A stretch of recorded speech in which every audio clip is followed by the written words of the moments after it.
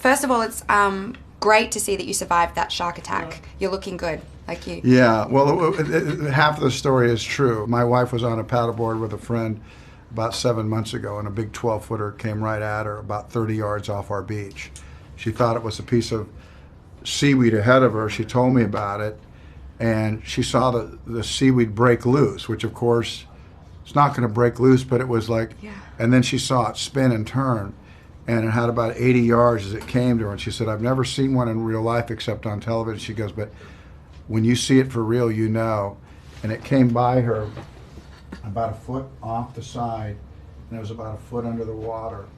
And she said it displaced the water and lifted her. And her friend behind her fell about 10 yards behind her off her board.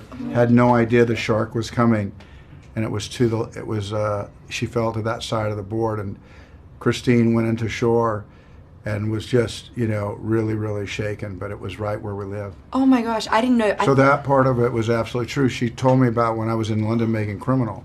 Whoa. And that was a helpless feeling. Oh my gosh, that is so terrifying. So you didn't fight off a shark, so that part of it. I had a little fight with a shark one. I won't bore you once, but it had nothing to do with a great white. Okay. And it wasn't a shark in a tank either. So I feel like if anyone... It was out in the Great White. It was out in the Great White Open, but it wasn't as dramatic as that. But that was that's a real story.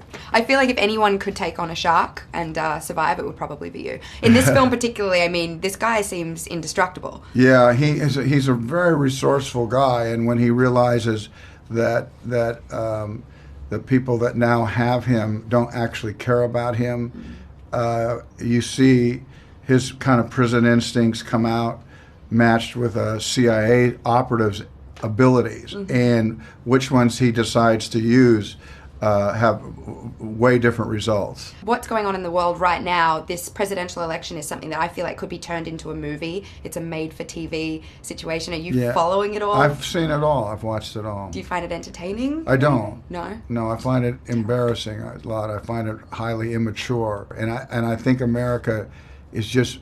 It's just really teetering in a low point with the way we talk with each other. I wouldn't even have dinner with the way people talk. Where are our big ideas? And there's dialogue right now that's shameful.